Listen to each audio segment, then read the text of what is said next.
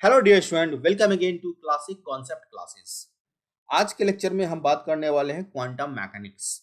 तो देखिए, quantum mechanics हमने केमिकल बॉन्ड बिफोर 1926 के बारे में पढ़ा और साथ में हम लोगों ने देखा कि किस तरह से 1916 में हमारे पास केमिकल बॉन्ड डिस्क्राइब किया गया। एक आयनिक बॉन्ड डिस्क्राइब किया गया बाय वॉल्टर एंड कॉसल, जो कि जर्मनी के थे। दूसरा डिस्क्राइब किया गया covalent bond by G and Lewis. साथ में हम लोगों ने ये भी देखा कि आयनिक बॉन्ड जो है हमारा, वो ट्रांसफर ऑफ इलेक्ट्रॉन होता है। क्या होता है? Transfer of electron. और कोवेलेंट बॉन्ड क्या होता है? Sharing of electron. तो ये सब चीज हम लोगों ने पहले ही देख रखा है। आज हम लोग देखने वाले हैं क्वांटम मैकेनिक्स में किस तरह से क्वांटम मैकेनिक्स जो है डेफिनेशन ऑफ बॉन्डिंग को चेंज कर दिया। तो बहुत ही शानदार आज का लेक्चर होने वाला है। आप लोग प्लीज मतलब लेक्चर लंबा होने वाला है, तो प्लीज आप लोग इत्मीनान से देखेंगे इस लेक्चर को। चलिए स्टार्ट करते हैं अपना लेक्चर। तो बात करते हैं 1926 की। तो 1926 में ये डेवलप हुआ क्वांटम मैकेनिक्स। और किसने किया डेवलप? अभी तक के अगर हम कहें तो बहुत ही इंपॉर्टेंट इनका कंट्रीब्यूशन है केमिस्ट्री में, दैट इज एरविन श्रोडिंगर। ठीक है, एरविन श्रोडिंगर। आप लोग को जो है नाम याद रखना है, क्योंकि नाम बहुत इंपॉर्टेंट है। जो भी नए बच्चे हैं, श्रोडिंगर, ठीक है, जो कि यूनिवर्सिटी ऑफ ज्यूरिक से थे। ठीक है, यूनिवर्सिटी ऑफ ज्यूरिक। ओके, तो इन्होंने डेवलप किया था क्वांटम मैकेनिक्स। और इस क्वांटम मैकेनिक्स में जो मैं बोलने जा रहा हूं, वो बहुत ही ध्यान से सुनिएगा। इन्होंने डिस्क्राइब किया motion of electron, motion of electrons. क्या डिस्क्राइब किया? Motion of electrons. जो नीट के बच्चे हैं बहुत ही ध्यान से सुनेंगे, आई मतलब सारे बच्चे के लिए इंपॉर्टेंट है। Motion of electrons, okay, in terms of energy. Motion of electron in terms of energy. Okay, तो इन्होंने क्या किया? मोशन ऑफ इलेक्ट्रॉन मतलब डिस्क्राइब किया motion of electron in terms of energy. ये जो डिस्क्रिप्शन था, इसके लिए एक मैथमेटिकल एक्सप्रेशन दिया गया। क्या कहा दिया? मैथमेटिकल एक्सप्रेशन, मतलब मैथमेटिक्स का यूज किया गया। Okay, right. अब इस मैथमेटिकल एक्सप्रेशन को क्या कहा गया? इस मैथमेटिकल एक्सप्रेशन को कहा गया वेव फंक्शन। क्या कहा गया? Wave equation. वेव इक्वेशन क्या कहा गया? जो मैथमेटिकल एक्सप्रेशन है, इसको कहा गया वेव इक्वेशन। अब इस वेव इक्वेशन, ये जो वेव इक्वेशन है, ये क्या शो करता है? ये शो करता है कि जो इलेक्ट्रॉन है ये सिर्फ पार्टिकल का ही प्रॉपर्टी नहीं, बल्कि वेव का भी प्रॉपर्टी शो करेगा। ठीक है, particle as well as wave. मतलब ये श्रोडिंगर ही थे जिन्होंने ये बताया कि जो इलेक्ट्रॉन है उसके वो दो नेचर शो करता है, that is particle nature as well as wave nature. Right. तो यहाँ पे इलेक्ट्रॉन को, मोशन ऑफ इलेक्ट्रॉन को इन टर्म्स ऑफ एनर्जी में डिस्क्राइब किया गया, और यहाँ पे ये शो किया गया कि इलेक्ट्रॉन वेव के जैसा बिहेव करेगा। ये बहुत इंपॉर्टेंट है। जो भी लाइन मैं बोला हूँ, नीट वाले के लिए क्या होता है कि डायरेक्ट स्टेटमेंट आ जाते हैं, और आईआईटी में और जेईई का जो भी प्रिपरेशन कर रहे हैं ना, उनके लिए ये बहुत इंपॉर्टेंट हो जाता है। कॉन्सेप्चुअल क्वेश्चन पूछा जा सकता है आप लोगों से। ओके, तो आई होप ये चीज क्लियर हो गया होगा। अब हम लोग वेव इक्वेशन आ गए। अब वेव इक्वेशन पे, वेव इक्वेशन, इस वेव इक्वेशन का क्या किया गया? सॉल्यूशन निकाला गया। क्या किया गया? सॉल्यूशन। बहुत सारे सॉल्यूशन आया। Solution, a series of solution, यहाँ पे लिख लेते हैं, अ सीरीज ऑफ सॉल्यूशन। ये जो सीरीज ऑफ सॉल्यूशन आया, बहुत सारे जो सॉल्यूशन आया, इसे कहा गया वेव फंक्शन। क्या कहा गया? Wave function. ओके, अब यहां से वेव फंक्शन क्या है? Wave function is the solution of wave equation. ठीक है, वेव इक्वेशन, और वेव इक्वेशन किसे कहते हैं? मैथमेटिकल एक्सप्रेशन को। और ये जो वेव इक्वेशन है ये क्या है? Motion of electrons in terms of energy. और ये जो वेव फंक्शन है ये जो है दिखाता है different energy level of electron. Wave equation क्या शो करता है? डिफरेंट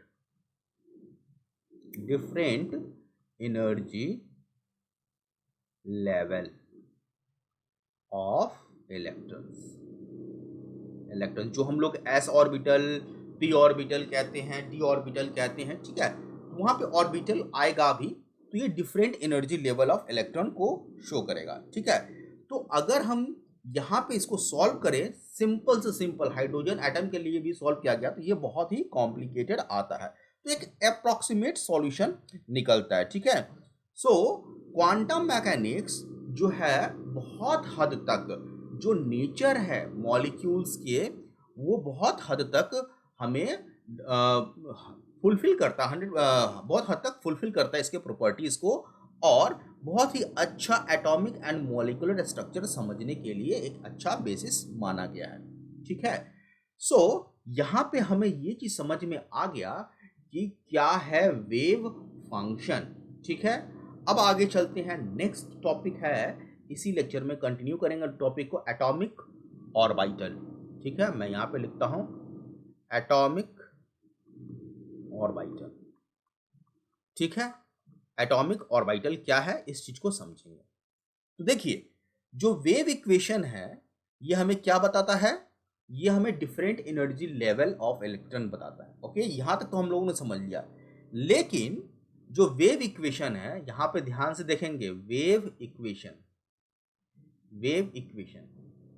ये हमें कभी नहीं बताता है कि कहां पे इलेक्ट्रॉन किसी पर्टिकुलर मोमेंट पे होगा, मतलब position of an electron at a particular moment।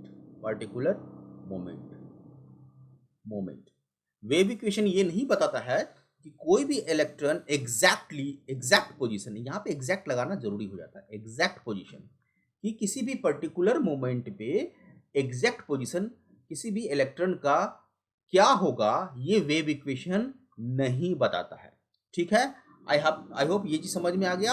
और साथ में इट डज नॉट परमिट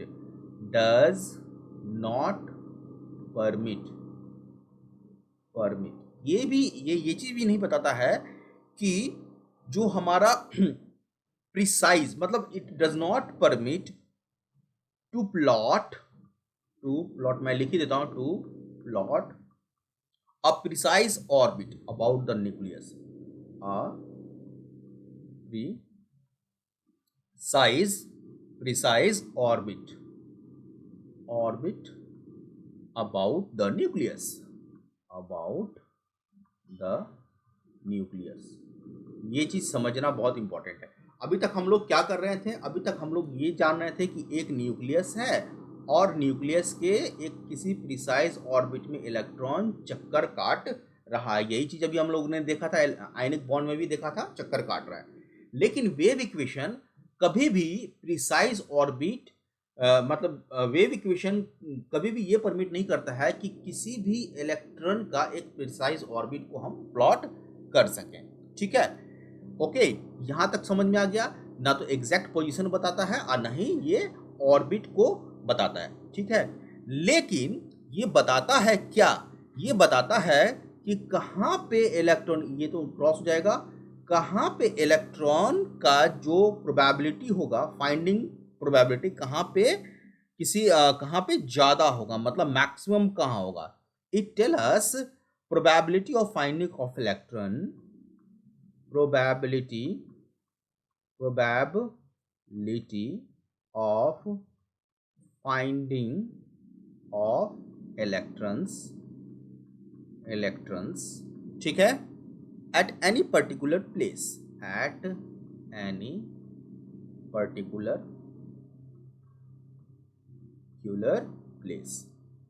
मतलब ये इंपॉर्टेंट हो गया कि किसी भी टाइम पे किसी भी जगह पे इलेक्ट्रॉन की पानी मिलने की संभावना कितनी है, ये बताता है हमारा क्या चीज, वेव इक्वेशन। तो यहां से संभावना की बात आती है, क्योंकि इलेक्ट्रॉन क्या है, मूव करता रहता है, किसी भी पर्टिकुलर टाइम पे कोई एग्जैक्ट पोजीशन नहीं पता रहता, तो ये ब्लर्ड पिक्चर को शो करेगा। तो यहां से अभी आपको पिक्चर भी मैं दिखाऊंगा, यहां से हम लोग क्या लिख सकते हैं, द रीजन इन स्पेस, ये बहुत इंपॉर्टेंट, आप ध्यान से लिखेंगे, the region region in space where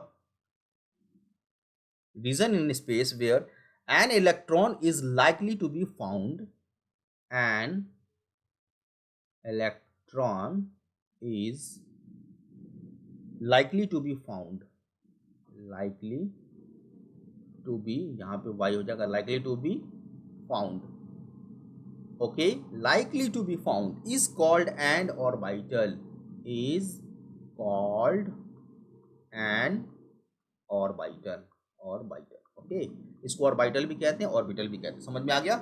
सो वो रीजन जहां पे, वो रीजन स्पेस में जहां पे इलेक्ट्रॉन की पाने की संभावना बहुत, इलेक्ट्रॉन की मिलने की संभावना बहुत ही ज्यादा होगी, उस रीजन को, ये क्या है, एक रीजन है, उस रीजन को हम ऑर्बिटल कहते हैं या ऑर्बिटल कहते हैं। यहाँ पे हम बहुत सारे और बहुत प्रकार के डिफरेंट काइंड के ऑर्बिटल होते हैं, जिसके शेप और साइज भी अलग अलग होते हैं, और डिफरेंट मतलब न्यूक्लियस के चारों तरफ डिफरेंट शेप में वो डिस्पोज होते हैं। यहाँ पे देखिए, जो ऑर्बिटल होगा, ऑर्बिटल डिफरेंट काइंड का होगा, जैसा कि आपको पता है S orbital, P orbital different shape का होगा, डिफरेंट काइंड, ठीक है, डिफरेंट शेप, ओके। और क्या लिख सकते हैं, डिफरेंट एनर्जी लेवल, अभी अभी हम लोगों ने देखा था डिफरेंट एनर्जी लेवल, ये सब चीज ध्यान में रखना है, एनर्जी लेवल, ठीक है। और क्या लिख सकते हैं, disposed about nucleus in specific way, disposed, ये सब इंपॉर्टेंट पॉइंट है, disposed about the nucleus, nucleus in specific way, एक स्पेसिफिक वे से ये डिस्पोज होगा, स्पेसिफिक वे, ये सब बहुत इंपॉर्टेंट है, ठीक है, ये सब पॉइंट बहुत इंपॉर्टेंट है। सो एक स्पेसिफिक वे से जो ऑर्बिटल है वो न्यूक्लियस के न्यूक्लियस के अबाउट क्या होगा, डिस्पोज होगा, ओके। तो अगर हम बात करें किसी भी पर्टिकुलर काइंड ऑफ ऑर्बिटल का जिसमें इलेक्ट्रॉन होगा, वो डिपेंड करता है एनर्जी लेवल पे, ठीक है, एनर्जी लेवल ऑफ इलेक्ट्रॉन पे, जो इसका शेप है इस ऑर्बिटल का, इसका जो डिस्पोजिशन है with respect to each other, ये क्या है, डिटरमाइन करता है, क्या डिटरमाइन करता है, हमारा अरेंजमेंट इन स्पेस, ठीक है, एटम्स का अरेंजमेंट और इन स्पेस, मॉलिक्यूल्स का, और साथ में डिटरमाइन करता है केमिकल बिहेवियर। तो ये सब चीज, different shape, orientation, different energy level, ये सब बहुत इंपॉर्टेंट हो जाता है, ठीक है, किस चीज को, ठीक है, किस चीज को समझने के लिए, केमिकल बिहेवियर को समझने के लिए, समझ में आ रहा है, केमिकल बिहेवियर। तो यहां से आपको समझना होगा कि जो different shape, size, energy level, disposition about the nucleus, ये सभी इफेक्ट करते हैं किसी भी कंपाउंड के केमिकल या किसी भी एटम के केमिकल बिहेवियर को डिटरमाइन करने के लिए, ठीक है। अब इसको ऐसे समझिए कि अगर हम एक पिक्टोरियल देते हैं, तो मान लेते हैं एक्स, वाई और जेड ग्राफ एक्सिस है, यहाँ पे देखिए मैंने दिखाया है, सपोज ये हमारा एक्स एक्सिस है, सपोज ऐसे एंगल है, ये हमारा एक्स एक्सिस है, ये हमारा वाई एक्सिस है परपेंडिकुलर, और ये हमारा जेड एक्सिस है। तो जो इलेक्ट्रॉन है, इलेक्ट्रॉन सबसे ज़्यादा, अगर ये न्यूक्लियस है तो सबसे ज़्यादा न्यूक्लियस के पास पाने की इलेक्ट्रॉन की संभावना, तो ये रेड लाइन है, जो रेड ब्लड दिख रहा है, ठीक है, जो पॉइंट्स दिख रहा है, ये हमारा स्फीयर होगा, पहला स्फीयर। अगर हाइड्रोजन की बात करें तो ये क्या होगा कि अगर आप ऐसे देखिए कि ब्लर्ड पिक्चर के हिसाब से होगा, तो इस स्पेस में, जैसा कि यहाँ पे पिक्चर में दिखाया गया है, इस स्पेस में ये वाला जो चीज़ है, इस स्पेस में इलेक्ट्रॉन की पाने की संभावना बहुत ही ज़्यादा है, ठीक है। तो जो शेप है उसको हम क्लाउड कह सकते हैं, cloud. Okay, shape of the cloud is the shape of orbital. तो ये जो इलेक्ट्रॉन है क्या होगा, स्मियर्ड होगा, या फिर हम इसको कह सकते हैं क्लाउड के हिसाब से होगा। तो जिस तरह का क्लाउड होगा, इस क्लाउड का जो शेप होगा, जैसा कि यहाँ पे दिख रहा है स्फेरिकल, तो उसे हम कहेंगे शेप ऑफ ऑर्बिटल। ठीक है, ये जो क्लाउड है ऐसा नहीं है कि ये यूनिफॉर्म होगा, ये यूनिफॉर्म नहीं होता है। ठीक है, लेकिन डेंस सबसे ज़्यादा डेंसिटी कहाँ होगा, जहाँ पे probability of finding of electron सबसे ज़्यादा होगा। ठीक है, इसके बाद इसका जो है मतलब, कहने का मतलब ये है कि जहाँ पे सबसे ज़्यादा इलेक्ट्रॉन पाने की संभावना होगी, वहाँ पे ज़्यादा ये क्लाउड की डेंसिटी ज़्यादा होगी। साथ में वहाँ पे इसका एवरेज निगेटिव चार्ज भी ज़्यादा होगा। ठीक है, ये समझ लीजिए। तो जहाँ पे ऑर्बिटल का रीजन हम लिखेंगे, तो वहाँ पे average average negative charge is maximum. ठीक है, एवरेज निगेटिव चार्ज क्या होगा, मैक्सिमम होगा। क्लाउड डेंसिटी ठीक है, density is maximum, cloud density क्या होगा, मैक्सिमम होगा। तो जैसे जैसे न्यूक्लियस से हम दूर बढ़ते जाएंगे, वैसे वैसे जो डेंसिटी है क्लाउड का वो कम होता जाएगा। मतलब प्रोबेबिलिटी ऑफ इलेक्ट्रॉन पाने की संभावना, इलेक्ट्रॉन के पाने के मिलने की संभावना क्या होगी, कम होती चली जाएगी। तो सबसे पहला, सबसे जो सिंपल है वो फर्स्ट 1s ऑर्बिटल है, जो कि लोएस्ट एनर्जी लेवल का होगा। ठीक है, तो ये जो हमारा जो शो यहाँ पे किए हैं, ये 1s ऑर्बिटल है। ठीक है, ये 1s ऑर्बिटल है। ठीक है, लोएस्ट और हाइड्रोजन के लिए होगा। ओके, अच्छा, जहाँ पे देखिए, यहाँ पे एक डॉटेड लाइन ना होके, यहाँ पे ये जो लाइन है ये हमारा क्या है, एक फिक्स्ड लाइन है। तो यहाँ से हम ऑर्बिट को भी डिफाइन कर सकते हैं कि जो ऑर्बिट है, ध्यान समझेंगे, यहाँ पे जहाँ पे मैक्सिमम पाने की संभावना होगी, वहां से हम लोग एक सरफेस खींच सकते हैं कि यहाँ पे 95% इलेक्ट्रॉन की पाने की संभावना है। तो वो जो बाउंड्री होगा, उस बाउंड्री को हम लोग ऑर्बिट कहेंगे। ठीक है, ओके, समझ में आ गया।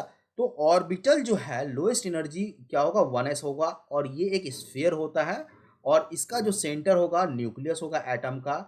N orbital has no different boundary, जो भी ऑर्बिटल होगा, इसका ऑर्बिटल का कोई भी डेफिनेट बाउंड्री नहीं होगा। ये चीज समझिए, नो डेफिनेट डेफिनेट बाउंड्री, किसका, ऑर्बिटल का बाउंड्री।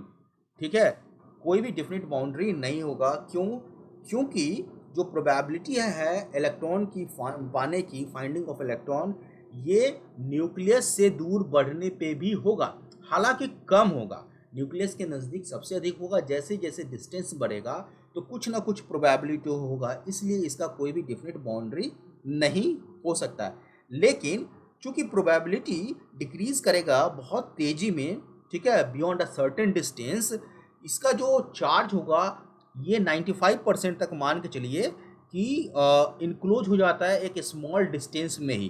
तो वो जो स्मॉल डिस्टेंस पे अगर अगर हम एक बाउंड्री खींचते हैं जिसके अंदर अंदर 95% इलेक्ट्रॉन आ जाता है, ठीक है, प्रोबेबिलिटी जो फाइंडिंग है आ जाता है 95% इलेक्ट्रॉन, तो उस बाउंड्री को हम लोग ऑर्बिट कह लेते हैं। ठीक है, सिमिलरली जो दूसरा एनर्जी लेवल होगा, तो ये 1s हो गया। आई होप आपको समझ में आ गया होगा। सिमिलरली जो दूसरा एनर्जी हायर होगा, वो 1s के बाद क्या होगा, 2s ऑर्बिटल होगा। 2s ऑर्बिटल, ये रहा 2s ऑर्बिटल, ये सारा पिक्चर यहाँ पे क्लियर हो जाएगा। 2s ऑर्बिटल होगा, और चूंकि ये s ऑर्बिटल है, तो हम लोग केमिकल बॉन्डिंग अगर आप पढ़े होंगे, तो s ऑर्बिटल में ये भी क्या होगा, स्फीयर होगा। ठीक है, with its centre at the atomic nucleus. ठीक है, और सिंपल सा बात है कि 2s क्या होगा, लार्जर होगा, किससे, 1s से। ओके, 1s से डिस्टेंस चूंकि बढ़ रहा है, एनर्जी लेवल बढ़ रहा है, तो न्यूक्लियस से इसका डिस्टेंस 2s का भी अधिक होगा। और चूंकि एनर्जी अधिक होगा, हायर एनर्जी के कारण इसकी स्टेबिलिटी कम होगी। एनर्जी अगर इंक्रीज करता है तो स्टेबिलिटी घटता है, ये चीज आपको ध्यान में होना चाहिए। स्टेबिलिटी क्या होगा, घटेगा। तो जैसे जैसे न्यूक्लियस से हमारा ऑर्बिटल दूर होता जाएगा, वैसे वैसे इसकी एनर्जी क्या होगी, बढ़ती जाएगी, और एनर्जी बढ़ेगी तो स्टेबिलिटी घटेगी। ठीक है, समझ में आ गया। ये क्यों होता है, ये फिजिक्स से हमें पता है कि इलेक्ट्रोस्टैटिक अट्रैक्शन फोर्स के कारण होता है। ठीक है, इसके बाद नेक्स्ट एनर्जी आता है 2p ऑर्बिटल। 2p ऑर्बिटल, ठीक है। अब 2p ऑर्बिटल में बहुत इंपॉर्टेंट चीज समझना है। ठीक है, p ऑर्बिटल है, और ये जो 2p ऑर्बिटल है ये डंबल शेप का होता है, इस टाइप का होता है। ठीक है, डंबल जो उठाते हैं जिम में उस टाइप का होता है। इसके दो लोब्स होंगे, एक लोब राइट लोब और एक लेफ्ट लोब होगा। ठीक है, और इसके बीच में यहाँ पे एटम का न्यूक्लियस होगा। समझ में आया, इसके बीच में न्यूक्लियस होगा। ओके, न्यूक्लियस, एटॉमिक न्यूक्लियस इसके बीच में होगा। The axis of each two, अच्छा कितने एक्सिस होंगे, 3 एक्सिस होंगे। एक तो एक्स एक्सिस होगा, एक वाई एक्सिस होगा, और एक जेड एक्सिस होगा। ये वाई एक्सिस हो गया और ये जेड एक्सिस हो गया, 3 एक्सिस होगा।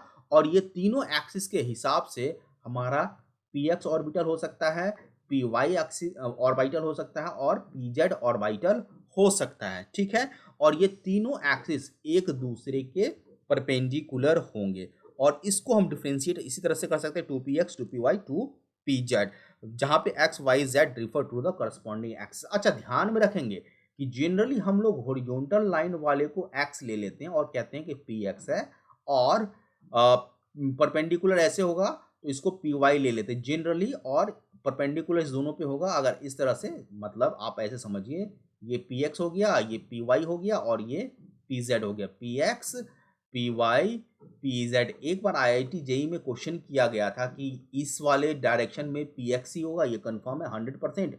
देखिए, यहाँ एक्सिस हम अपने हिसाब से मानते हैं। ठीक है, तो कन्वेंशन है ये कि px हम लोग राइट लेते हैं, py परपेंडिकुलर लेते हैं। यहाँ पे px एक्सिस कोई भी हो सकता है, तीनों में से कोई भी हो सकता है, ये भी हो सकता है, ये भी हो सकता है, और ये भी हो सकता है। डिपेंड करता है कि हम किसको क्या मान रहे हैं, उसी हिसाब से हम आगे बढ़ते हैं। Generally by convention P x axis को हम लोग ऐसे ले लेते हैं, ये वाला, पी वाई को ये वाला ले लेते हैं, और पी जेड को ये वाला जेड वाला ले लेते हैं। आई होप आपको ये चीज़ समझ में आ गया होगा। ठीक है, तो ये इंपॉर्टेंट है, ये कन्वेंशन है, ये फिक्स नहीं है। क्लियर। अच्छा, इसी को अगर हम लोग ने ऑर्बिट के हिसाब से 95% के हिसाब से देखें तो ये हमारा पी एक्स हो गया, ये हमारा पी वाई ऑर्बिट हो गया। यहाँ पे बाउंड्री दिखा रहा है, फिक्स्ड बाउंड्री। ठीक है, डॉटेड लाइन नहीं है, और ये पी जेड हमारा ऑर्बिट हो गया। तो ओरिएंटेशन आ गया 3D डायमेंशन में यहाँ पे। ठीक है, तो पहला एनर्जी लेवल क्या हो गया, 1s जो कि स्फेरिकल होगा, दूसरा 2s ये भी स्फेरिकल होगा, और तीसरा हमारा energy level, increasing energy level क्या हो गया, 2p ऑर्बिटल। 2p ऑर्बिटल में हमारे पास 3 एक्सिस आ जाएंगे, एक्स एक्सिस, वाई एक्सिस और जेड एक्सिस। ओरिएंटेशन कन्वेंशन है, तो तीनों के हिसाब से हमारा जो ऑर्बिट आएगा उसे हम पी एक्स ऑर्बिट या पी वाई या पी जेड कहेंगे, और ये जो हमारा ऑर्बिट होता है, ऑर्बिटल होता है, पी ऑर्बिटल, ये हमारा डम्बल शेप का ऑर्बिटल होता है।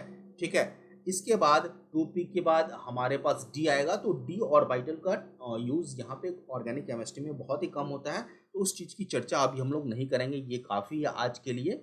ठीक है, तो आई होप आज का लेक्चर बहुत ही आपका इम्पोर्टेंट हो गया होगा, बहुत कुछ समझ में आया होगा क्वांटम मैकेनिक्स के बारे में, एटॉमिक ऑर्बिटल के बारे में, किस तरह से एनर्जी लेवल इंक्रीज होता है, और कि क्या शेप होगा। ठीक है, स्टेबिलिटी किस पे डिपेंड करती है, एनर्जी पे। अगर एनर्जी बढ़ता है तो स्टेबिलिटी डिक्रीज होती है, और एनर्जी कब बढ़ेगा, जब चार्ज सेपरेशन अधिक होगा, मतलब न्यूक्लियस से अगर इलेक्ट्रॉन दूर जाता रहेगा तो एनर्जी बढ़ेगा। तो इन्हीं सब बातों से आज का लेक्चर यहीं पे हम लोग एंड करते हैं। अगर ऐसा लगे कि आपको वीडियो पसंद आया हो और आपको फ़ायदा पहुंचा रहा हो तो प्लीज़ चैनल को ज़रूर सब्सक्राइब कीजिए, कंटेंट को पूरा देखें। थोड़ा सा लॉन्ग वीडियो हो गया, इसके लिए कभी कभी हो जाता है, और शेयर कीजिए वीडियो को जितना अधिक से अधिक हो सके। आज के लिए इतना ही रखते हैं, मिलते हैं नेक्स्ट लेक्चर में। हैव ए नाइस डे, जय हिंद।